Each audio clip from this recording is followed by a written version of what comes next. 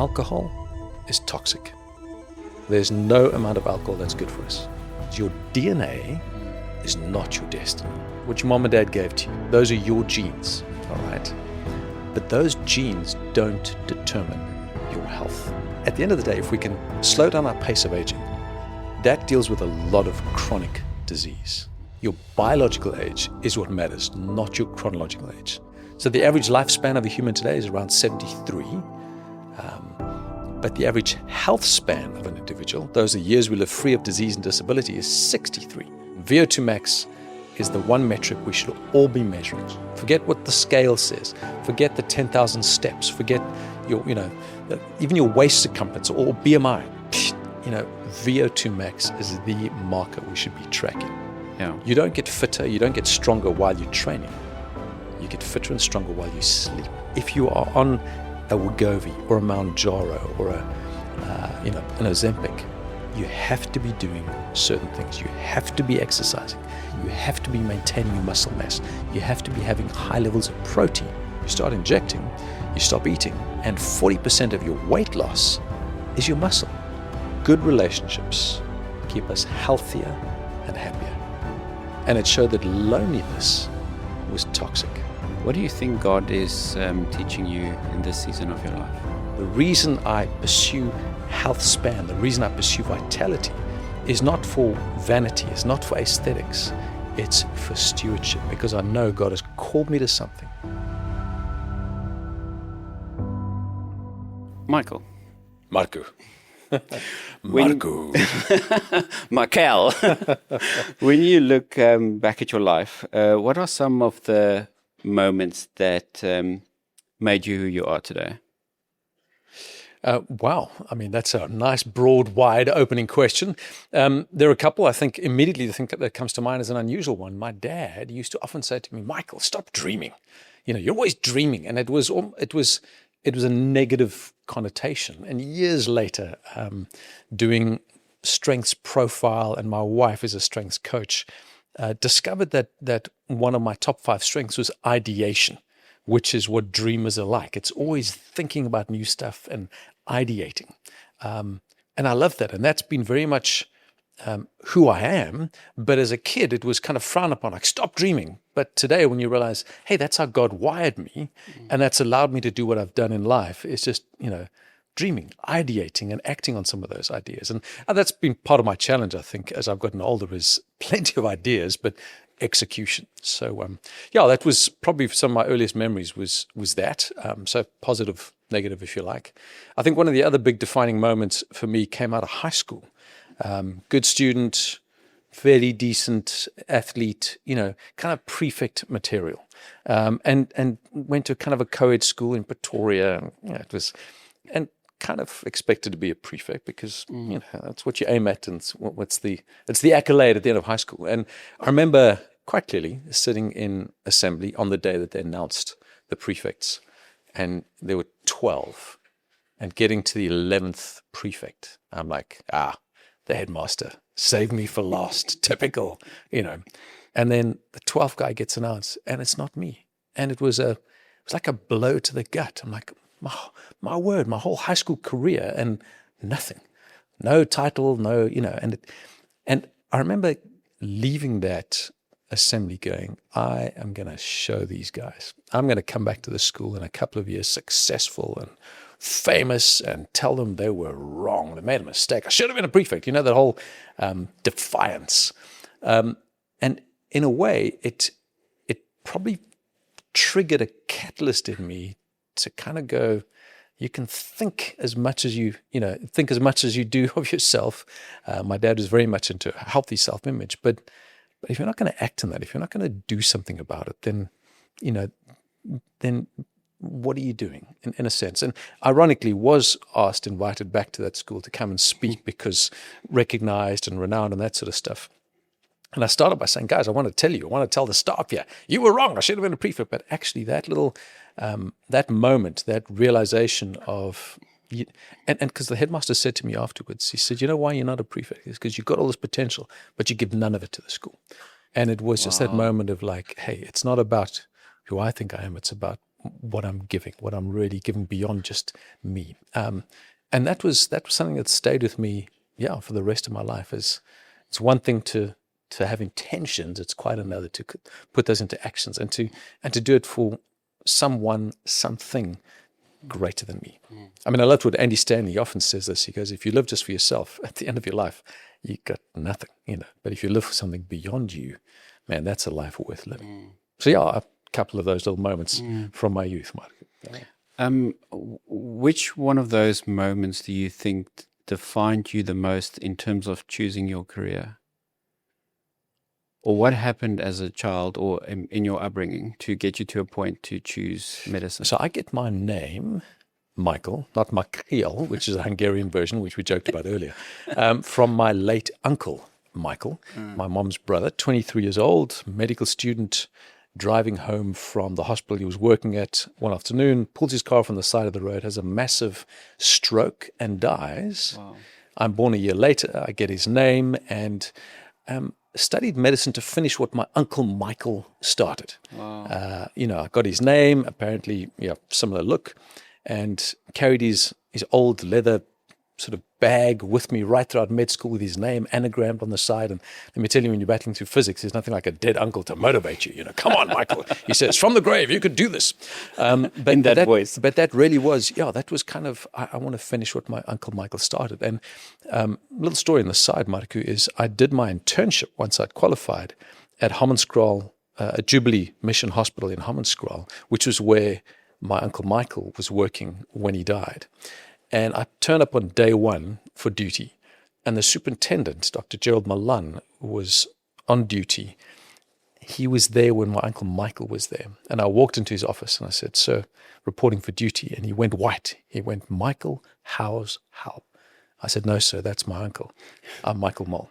Coming to finish what he started. And it was a special moment and beautiful hospital to kind of work at, tough hospital, but a mission hospital. So, that was a lovely full circle in terms of why you did medicine and, coming around to, I suppose, the whole idea. And as a believer, there's this mantle on us that what we do matters. It's this, if I don't believe it, it's really hard to give myself to something. And so you ask what shapes you, what defines you, why you do medicine. For me, medicine is one of the most wonderful career opportunities to make a difference, to do what matters, to kind of act on your beliefs that human flourishing is at the heart of what God wants for his people. And we get to be his hands and feet in the whole realm of human flourishing. So, what a treat and what a privilege to be a medical doctor. Your career had quite a few different directions in terms of top billing, starting businesses, Hello Doctor, the podcasts, Truth TV.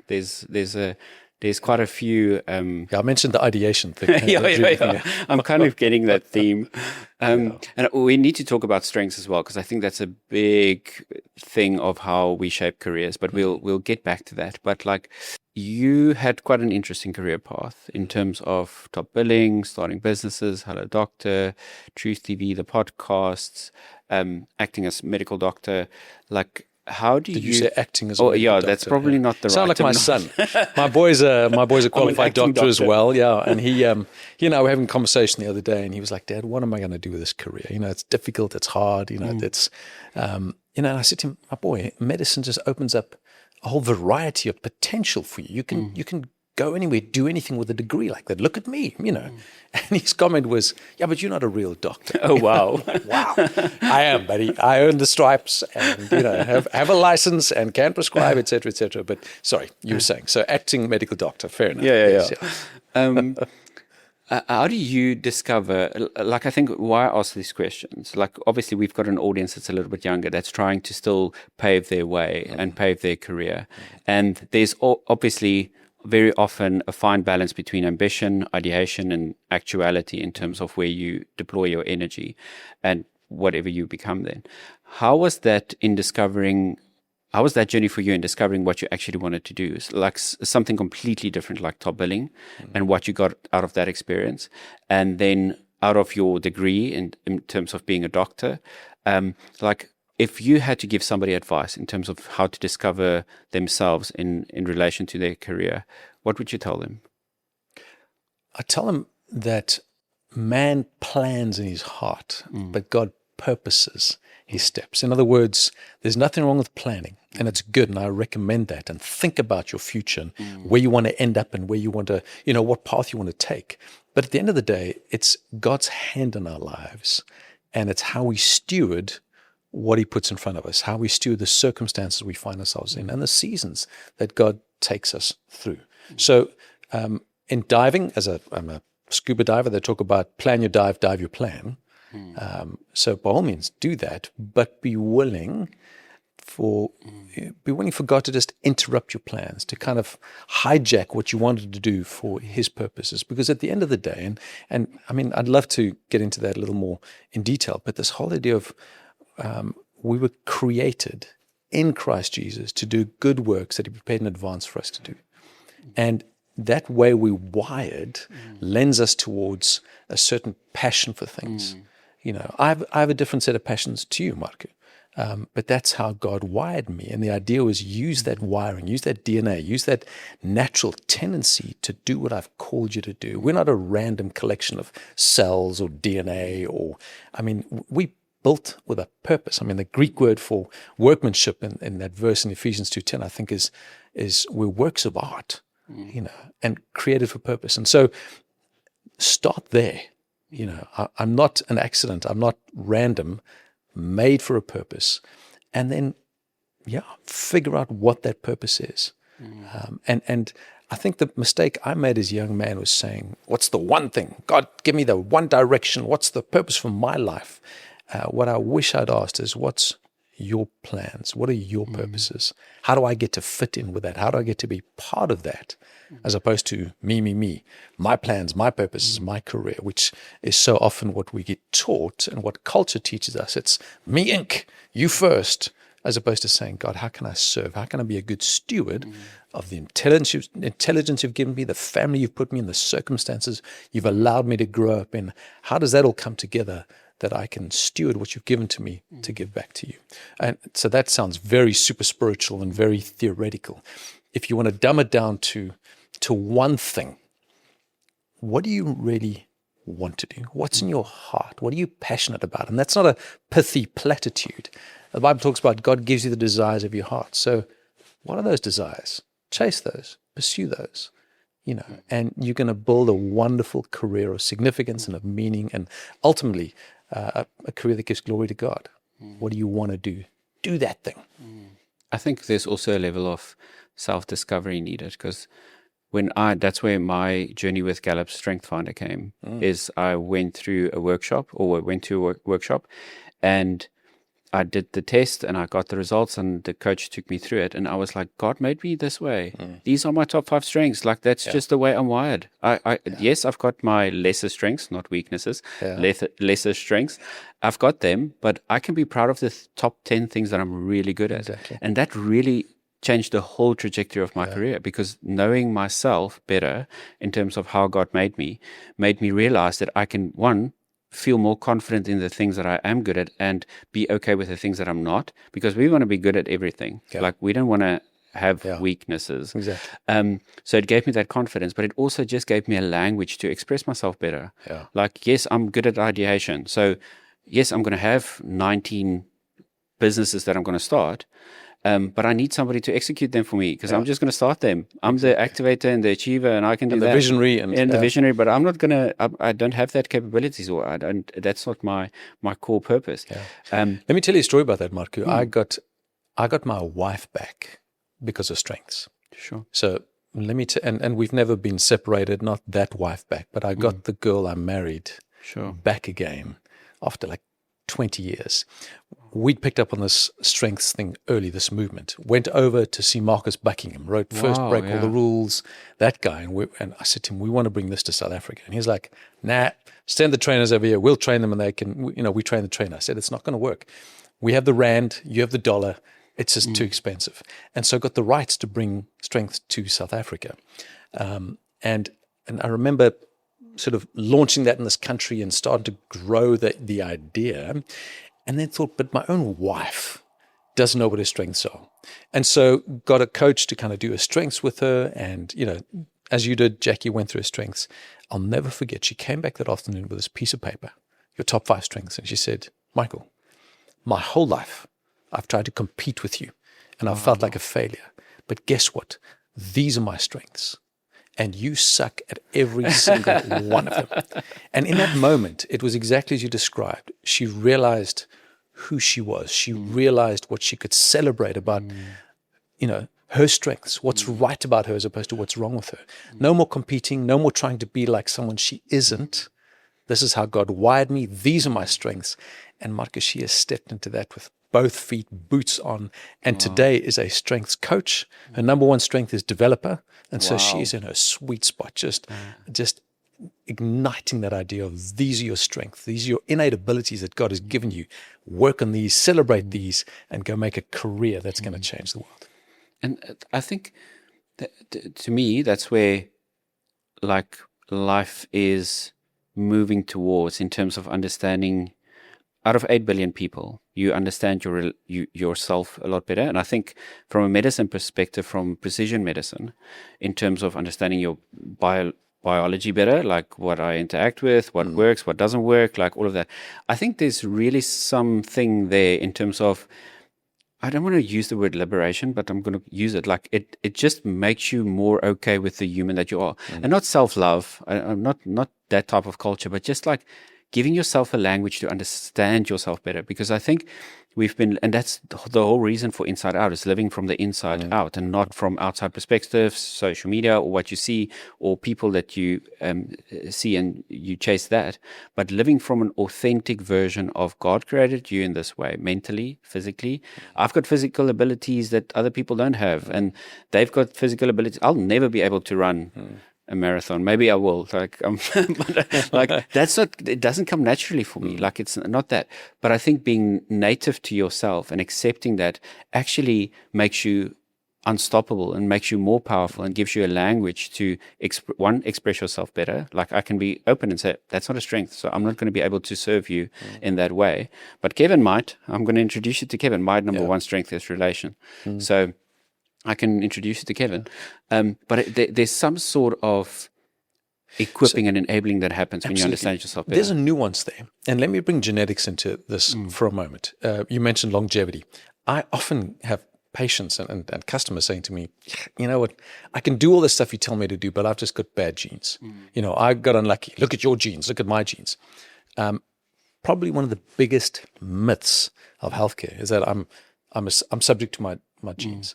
You have a genetic code, if you like. It's never going to change. It's what your mom and dad gave to you. Those are your genes, all right? But those genes don't determine your health, all right? What determines your health is your epigenetics. So genetics, unchanged, your blueprint. Epigenetics is how that blueprint plays out, okay? So, for example, you might have inherited a risk for heart disease or Alzheimer's or diabetes, but that doesn't mean you're going to get that. It means you have a risk. What you do to prevent that is in your hands. You have agency. So I have the obesity gene. It's called the FTO gene allele. That's what my DNA says. Michael, you have a tendency to gain weight easily, and weight loss is near impossible for you. Okay? Thanks a lot, Mom and Dad. Of all the things you handed down to me, the pointy nose and the big forehead and the tiny ears, you give me the obesity gene. I mean, come on. And I remember when I first read that, I was so down. I opened up a bag of chips, I popped on the couch and started stuffing my face because I'm going to get fat. But it turns out, if you read the science, if you understand epigenetics or lifestyle, I can turn off that bad gene by doing certain things. So if I'm active every day, generally zone 2 training, I can turn off that FTO gene allele and I can combat that propensity I have for obesity. So much so that if you look at health and longevity, lifespan and health span, genetics accounts for around 7%. Epigenetics or lifestyle, how we choose to live, is 93% of how healthy we get to be. So the point is, your DNA is not your destiny. How you and I choose to live, how we choose to steward this body that God has given us and the genes He's given us, that's in our hands. That's powerful, and that's the basis for human flourishing is we get to choose, we get to decide, in spite of our DNA. Okay, let's dive in there a little bit. First of all, can you define epigenetics, and then where do you start a journey like that? Let's say, use me as a guinea pig. You said human flourishing. That's my motto. So if I want to get to a place where I feel from a physical point of view, in terms of in touch with my body, I understand my body, and I'm doing what I need to do to it to combat my epigenetics or to support or whatever the terminology might be. Like, how do you start that journey? So firstly, epigenetics. As I said, genetics is what your DNA, your genetic profile. Can't change, it's your blueprint. That's Marku. You were born unique with to it. you. Exactly. Epigenetics is how that blueprint expresses itself. Okay? Or lifestyle is a better way of describing epigenetics, how you live. All right? That impacts on your DNA. So let's use Healthy eating, exercise, movement. all that sort of stuff. Yeah. In fact, eat, sleep, move, and connect. Those 4 things are the pillars of great health. That's 80 to 90% of health. The remaining 10%, those are the cold plunges, the saunas, the biohacking. But the basis are those 4 things: how we eat, how we sleep, how we move, and how we connect. But to get back to your question around how do I start understanding my genetics, I would start with a simple genetic test. All right?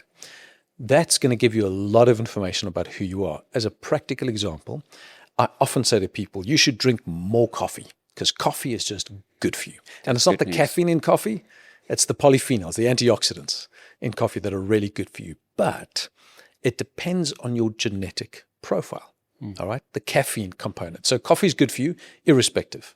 All right? Just have more coffee, you're going to live longer. Guaranteed, that's good science behind that. But there's this caffeine element that affects people differently. That's up to your genetic profile. You get fast metabolizers of caffeine, and you get slow metabolizers. So I'm very fortunate I'm a fast metabolizer. Caffeine's got a half-life. In other words, it stays in my system for about 8 hours.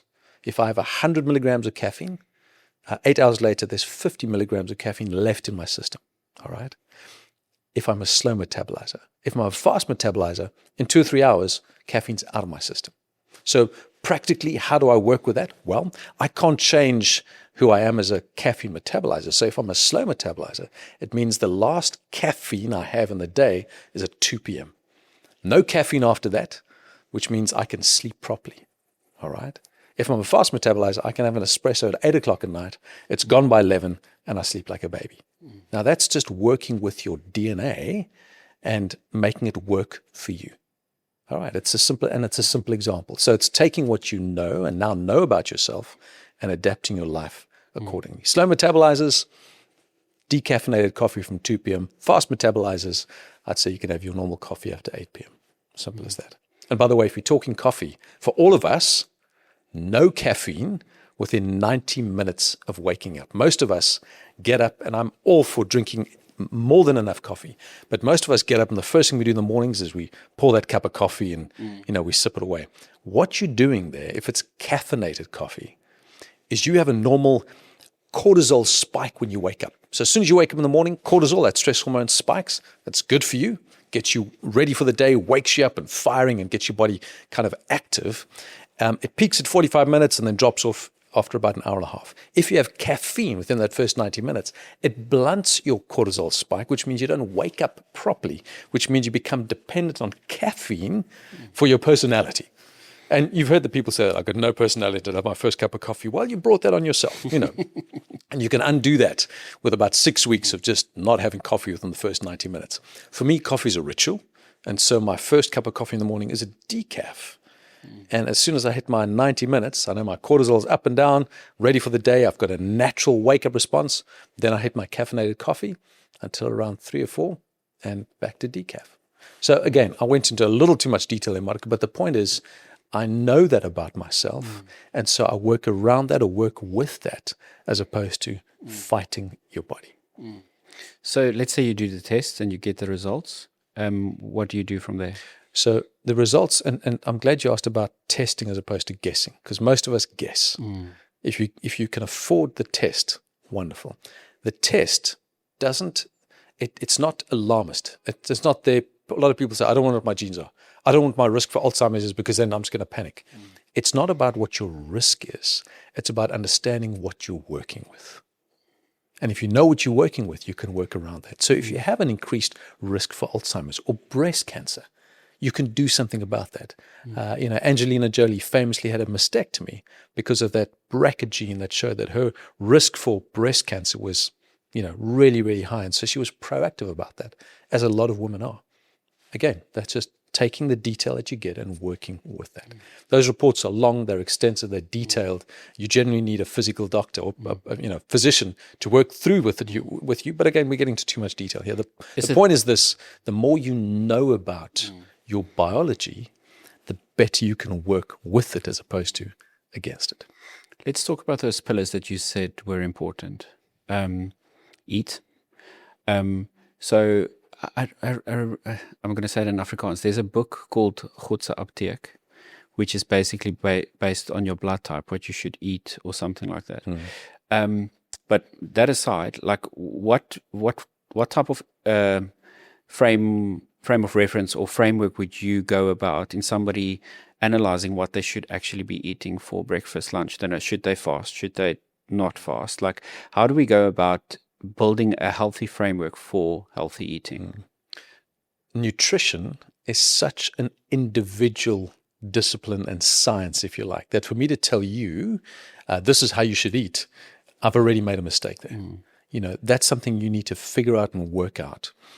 If you want to eat to slow down your pace of aging, however, because if you think about biological aging, let me pause there for a moment. You've got two ages: chronological age, how many candles on your birthday cake, or your biological age is how old your cells really are. Your biological age is what matters, not your chronological age. I mean, think about it. You've got a 60-year-old who's running marathons and a 60-year-old who can't walk upstairs. Same chronological age, vastly different biological ages. And you and I, as I said earlier, have agency over our biological age. So we can slow down our pace of aging by doing certain things. When it comes to eating, if you want to slow down your pace of aging, a couple of things. First, eat less. So most of us are undernourished and overnourished and undermuscled, for example. Studies from primates to yeast to human beings all show that if we eat less calories, without undernourishing, in other words, we slow down our pace of aging. We reduce inflammation, you live longer, all right? And not much less, about 20% less. So that's the first rule of eating to slow down your pace of aging: eat less. Then eat less often. So intermittent fasting. As a family, we're a 16-hour fast, 8-hour feast family, or eat. All that intermittent fasting does is it keeps your insulin lower for longer.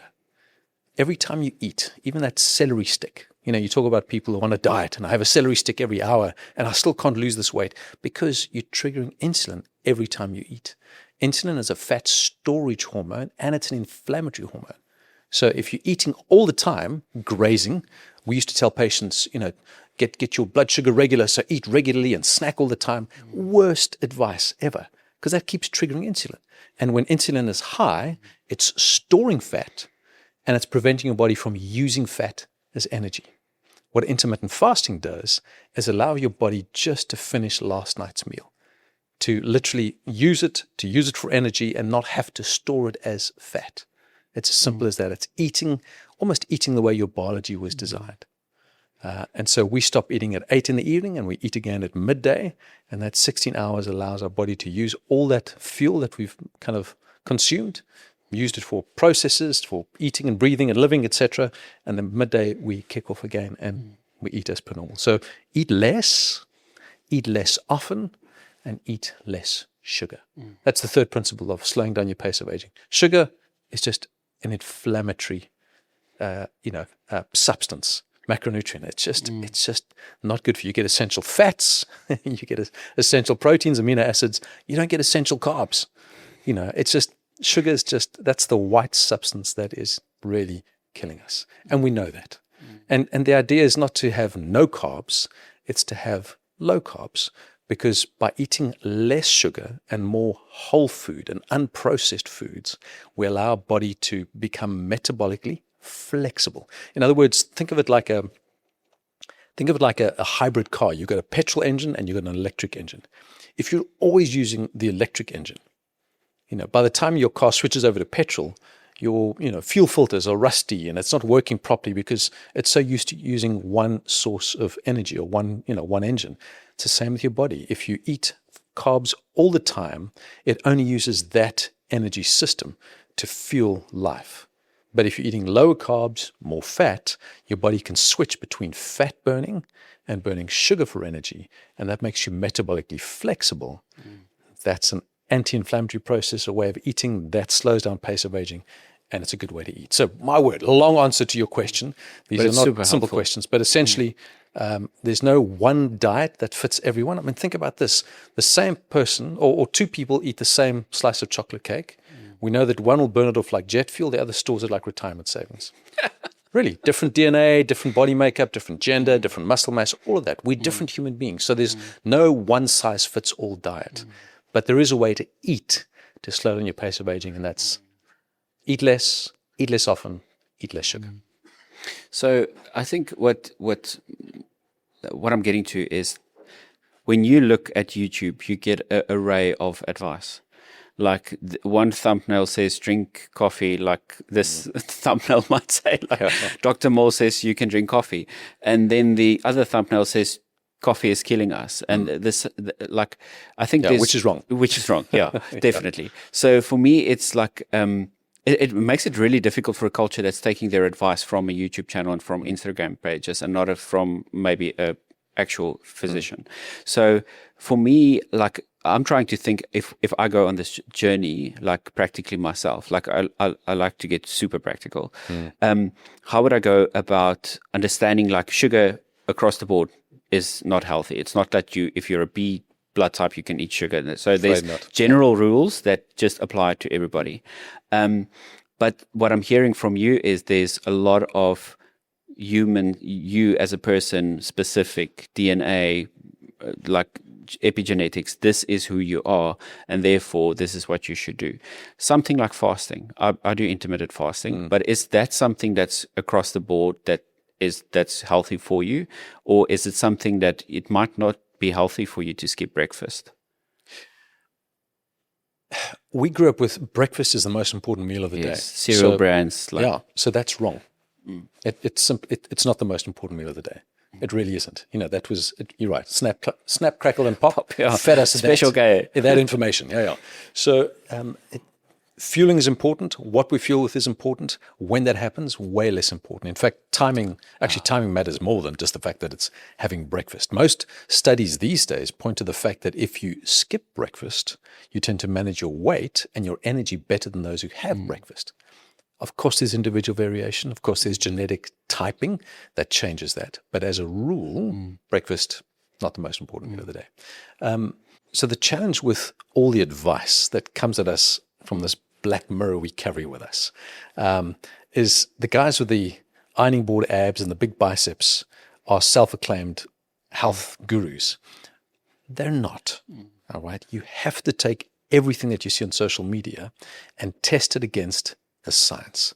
Now, there's three kinds of information that come at you. There's information that has got good science and is backed up and is proven.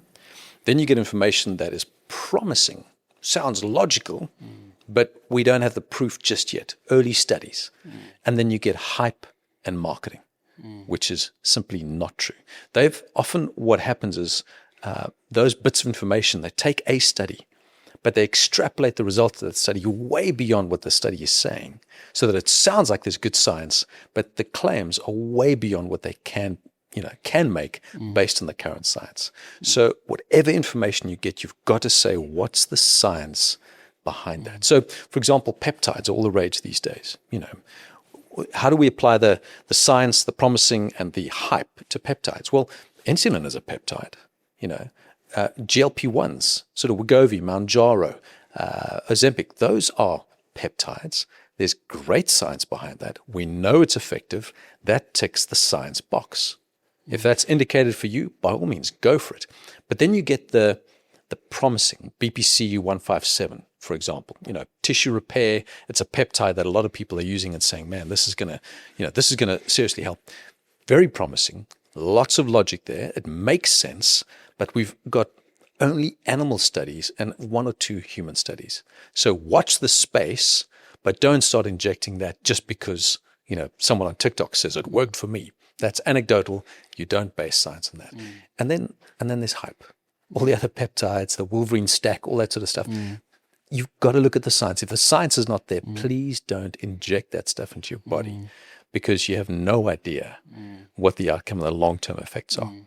That makes me think of the whole, is it Ozempic craze? Like, I'm obviously, like when I hear about things that are so supernatural, it makes you concerned. Like anything that you inject in your body, like I think needs to be questioned at least twice, like whether you do it or not. But like, what's your take on that? Well, like I said, insulin is a peptide. It's a life-saving drug.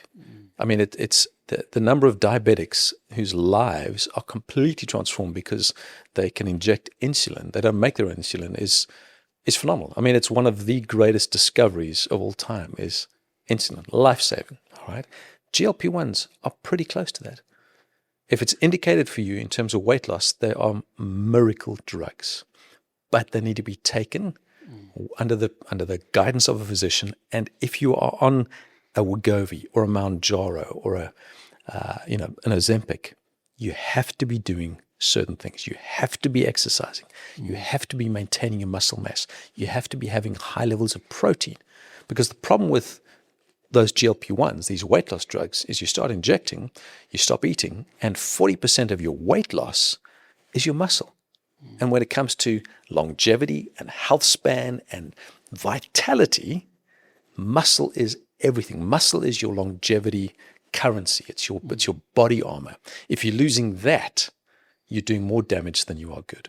And so for individuals who are taking a GLP-1 and kind of going, I'm losing weight, I love it, and they're not doing anything else, that weight's going to come back very quickly as soon as you stop.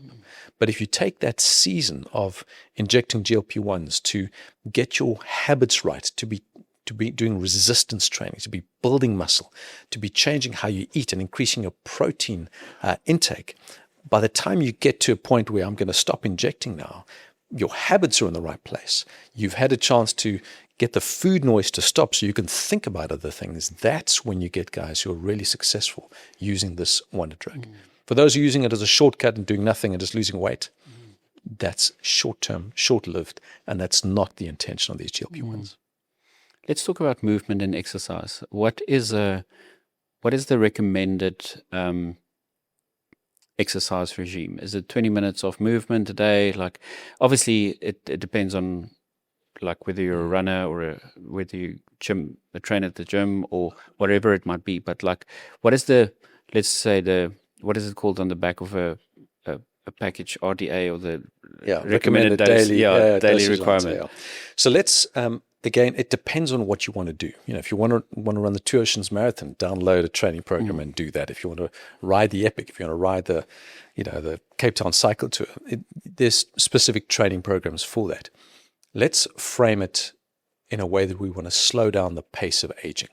All right? Because at the end of the day, if we can slow down our pace of aging, that deals with a lot of chronic disease. All right? Maybe let me frame it this way, and then I'll come back to the exercise. Is as a medical doctor, I was trained in medicine 2.0, which was really looking out for disease, and as soon as we find disease, we treat it. All right? All that's really done is extended lifespan by a few uncomfortable, expensive years. So the average lifespan of a human today is around 73. But the average health span of an individual, those are years we live free of disease and disability, is 63. So essentially, we get to 63 and then we start dying slowly for 10 years. Wow. That's horrible. I often say to my folks, guys, I want you to die quickly, so listen to me.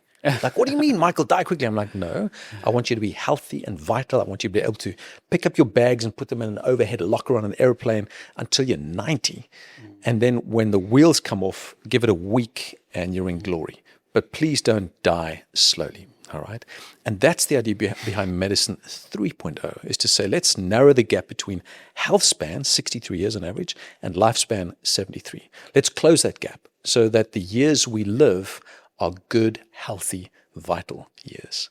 And to do that, we can't wait for disease and then treat it. We need to prevent disease. All right. How do we prevent disease? Well, you mentioned exercise, probably one of the best longevity drugs we have. It's free. It comes with some amazing side effects. You look good, you feel good, you've got energy, you're part of a community. It's an amazing, amazing drug. So what kind of exercise slows down our pace of aging and increases our health span? Great question, Marku. I think that's what you're asking. Here's the answer. There are 3 kinds of exercise, all right? Probably the most important exercise is zone 2 training. So that's exercise at a heart rate that's around 60 to 70% of your maximal heart rate. Bit technical. Really, it's exercise that you do while you can still have a conversation. So I'll often say to people, do the talk test if you want to know what zone 2 training is. The talk test is simply this. If you can sing while you're exercising, you're not really exercising, okay? If you can talk while you're exercising, have a conversation like you and I are having, that's zone 2. If you can't talk while you're exercising because you're out of breath or a word or two between breaths, that's zone 3, 4, 5, and 6, etc. You want to do most of your training in zone 2 because zone 2 training builds something called VO2 max. And VO2 max is the one metric we should all be measuring. Forget what the scale says. Forget the 10,000 steps. Forget your, even your waist circumference or BMI. VO2 max is the marker we should be tracking. All right, because that's the best proxy for longevity. It's the best proxy for, just how long and well we're going to live. And zone 2 training, exercise at a conversational pace, is what builds your VO2 brilliantly. So I would do 3 sessions of VO2 of zone 2 training a week. All right. Over and above that, I would do the resistance exercises. That's building muscle. All right.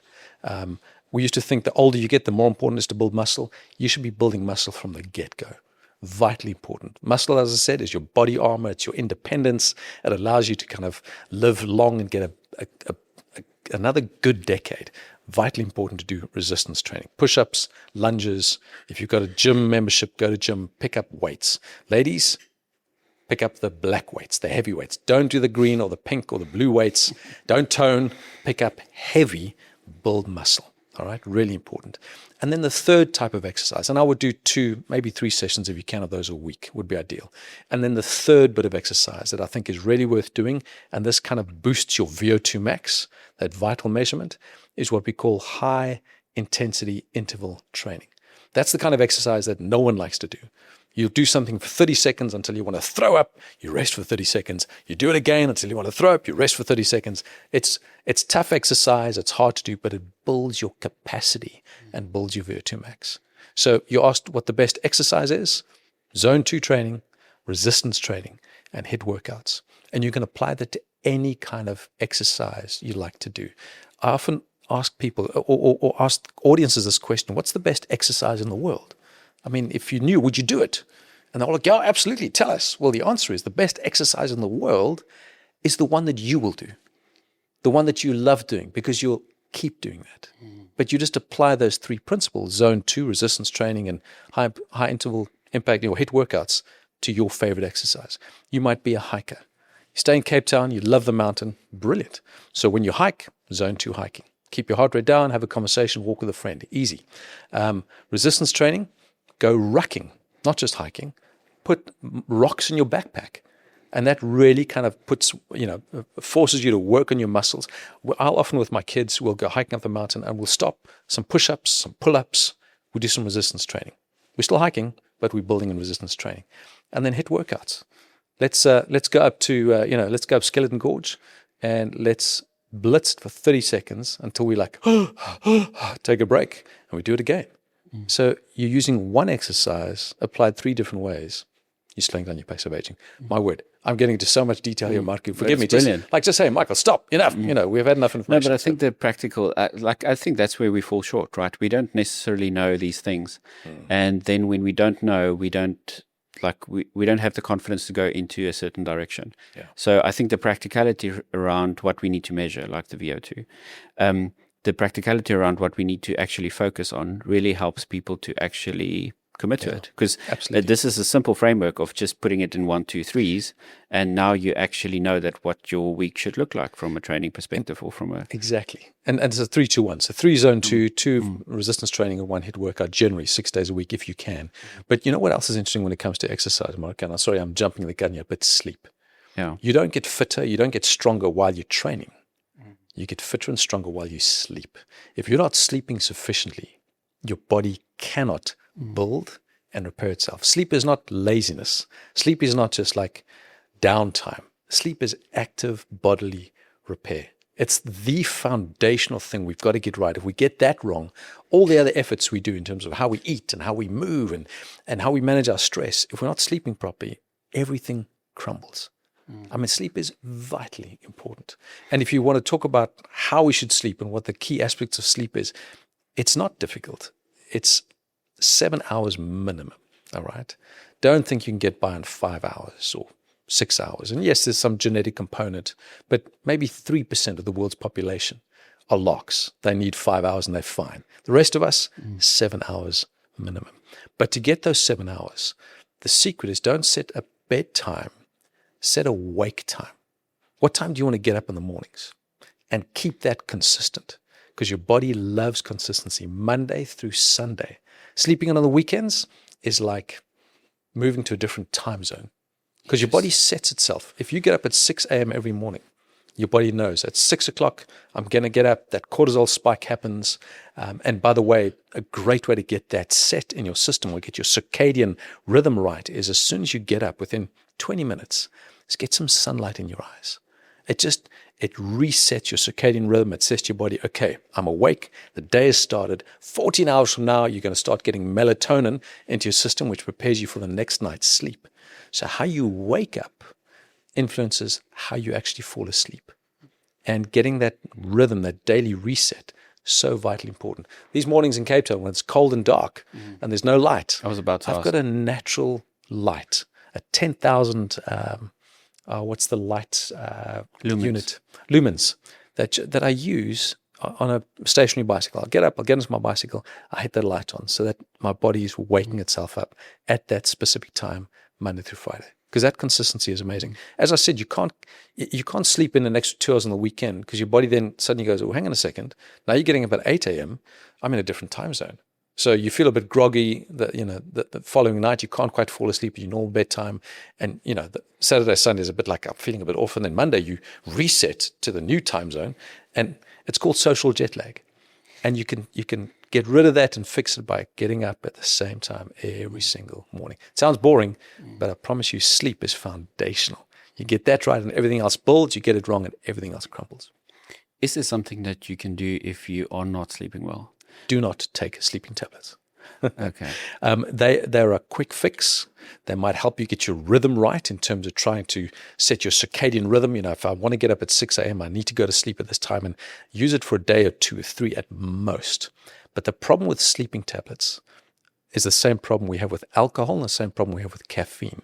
It messes with your REM sleep, your rapid eye movement. That's the stage of sleep where your brain does its repair and its therapy. You have something in your brain called the glymphatic system. It literally, your brain washes itself, gets rid of all those toxins. If you don't get into REM sleep, your brain doesn't wash out those toxins, and you start the day with rubbish in your head. I mean, think about that. Like you've got toxic waste in your brain if you're not getting your REM sleep. And the things that affect our REM sleep: caffeine, alcohol, and sleeping tablets.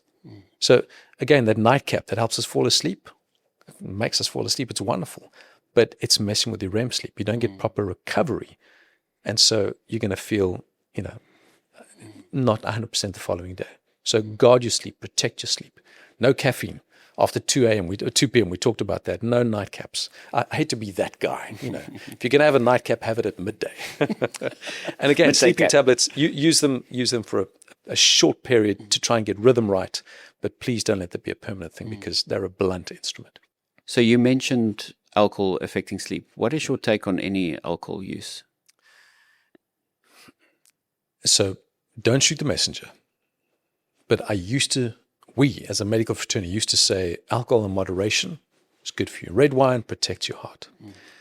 We now know and it's irrefutable science, study after study has shown that from the first drop, alcohol is toxic. There's no amount of alcohol that's good for us. Does it mean I've stopped drinking? No. What it does mean, and what I'm saying to you, it doesn't mean you should stop drinking either. What it does mean is when you have your alcohol, understand what you're doing. If you are having a glass of wine and celebrating with friends and having a good meal and a good glass of wine and it's great connection, then by all means, I think that is good for us. That connection is way more important than I'm not going to touch alcohol. So think of alcohol as part of a ritual, a good ritual. Then, with caution, but do that. But if that red wine becomes, I've had another crazy day, I'm feeling knackered, and I pour myself a glass of red wine and it becomes that nightcap every night, that's not good for you. So alcohol in terms of social connections, in terms of, enjoying friendships, I think there's a place for it.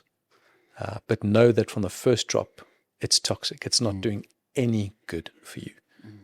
Do you get me? So I'm not saying don't drink alcohol. I'm also not saying you can because it's good for you. I'm saying when you pick up that glass of wine, know what you're drinking and know why you're drinking that. And if you're happy with that, then by all means. That's a good way of looking at it. I think that puts it in a perspective where you're just a lot more conscious than just opening up the bottle or the can or whatever it might be. Yeah. You mentioned connection as one of the things that is essential for healthy living. Tell us a little bit more about what you meant with connection. Well, the longest study on human health and well-being has been going for 86 years. All right? 86 years. And what it's shown, bottom line, of all the outcomes is that good relationships keep us healthier and happier. And it showed that loneliness was toxic. People who are socially isolated live shorter, have more chronic disease. In fact, they compared it to smoking 15 cigarettes a day or being morbidly obese. That's how toxic loneliness is for us. And when we connect, it's not just this social, like, oh, it's so nice and I feel good about the people I'm connecting with. There's an element of that. But there's actual physiology that protects our telomeres, on those little sort of shoelace applets, or, is it applet? The tips of our DNA, that gets protected through connection. We have a reduced stress response and lower inflammation when we connect with one another. It's amazing, but that's what science shows. So connection is a pillar of good health. And not just the deep, meaningful connections we have with our wives or our family or our significant others or our friends. This is connection with human beings. So, waving at your neighbor, talking to your Uber driver, smiling at your barista, kind of connecting with individuals. They call that social vitamin C. All of that adds up to the value that connection brings to our lives. So COVID did us awful harm because it socially isolated us. Those of us that had families was wonderful. Those that didn't have families was some of the worst damage it's done in terms of our health. So connection, there are studies, there's a collection of studies that point to this idea of 5-3-1. 5 strangers a week. If you can connect with, you're kind of hitting your social vitamin C. 3 close relationships that you have that you can call at 2 a.m. in the morning when all the wheels come off. If you have 3 of those relationships, you're hitting it out the park. And then an hour of face-to-face time with a fellow human being, not on a screen, certainly not swiping, in their presence. So what you and I are doing now, this hour we've spent, that's been great for connectivity. It doesn't have to be with one person every day. It could be the collection or the collective amount of face time, but that's what we need to be aiming at. So if you want to get really specific about connection, 5-3-1. I think it's overdoing it. I think it's overplaying the whole idea of, am I connecting and am I hitting the tick box? It makes people, get a little over anxious about, the point is connection, other human beings. It's how we were designed. It's how we wired, and it's good for us. So says the longest study in human health and well-being. Relationships keep us healthier and happier. I want to get back to you as a final question. What do you think God is teaching you in this season of your life? I think purpose is an interesting idea. As we get older, we ask more of the, am I being significant? Am I living into this purpose that God has given to me? Ephesians 2:10, we talked about that right in the beginning.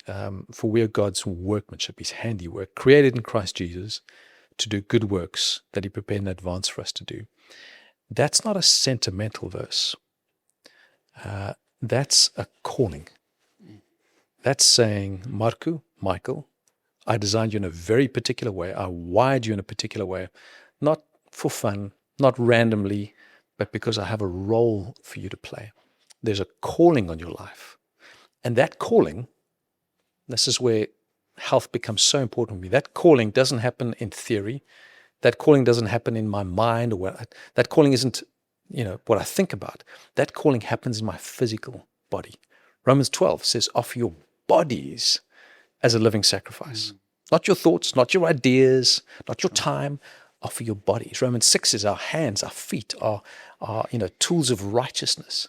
In other words, everything we're going to do that God has called us to do, we're going to do through a physical body. And therefore, maintaining my health span is no longer because I want to look good, or I want to chase eternal youth, or I want to have, ironing board abs. It's stewardship of this body that God has given me and the works that he's called me to do.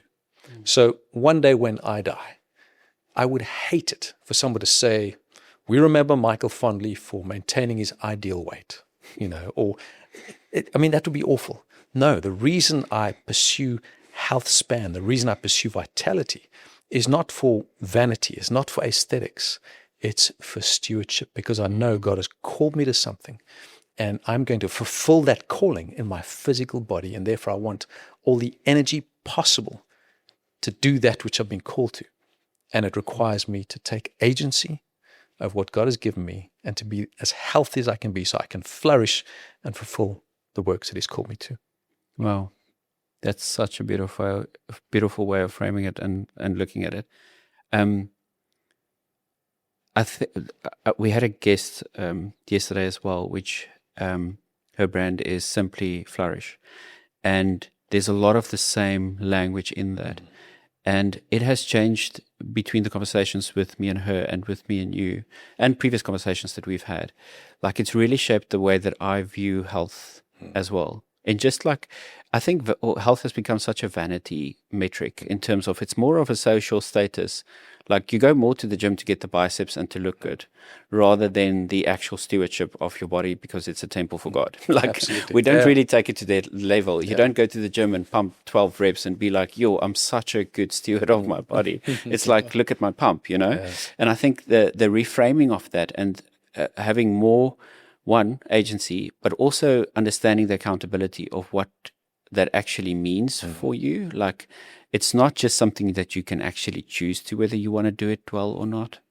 It's like, it's an obligation. It's a discipline. It's what is expected of us if we are a follower of Christ. So I love that framing, and you've put it in such a beautiful way. Thank you so much for your time. Michael, thanks for having me on the couch. I've never spent time with you where I haven't left exceptionally inspired. Whether it's just watching you on stage or having a brief conversation in between something. And I want to thank you for that. Like, I really look up to you, like from a understanding medicine perspective. Like, I'm an avid follower of your social media work. Thank you, Michael. But also, when I am in your presence, there's just some energy that you impart on somebody else. And I'm thankful for that. And I'm thankful that you've shared it with us on the Inside Out couch. Michael, thank you. Many years ago, I got to interview the Black Eyed Peas. And it was a good interview. Did my homework. And afterwards, Fergie came up to me and she said, thank you for doing your research. Thank you for doing your homework. It made the interview really meaningful for us. She gave me a big hug and a big kiss. I'm not going to give you a kiss, but I do want to say thank you for being the kind of host that you are, for being genuine, for being authentic, for asking the questions that matter. That's why I said yes to the invitation. So just reflecting back to you, Mark, and saying thank you. It's really been great to be on your couch, and we could do this anytime. Thank you, Michael.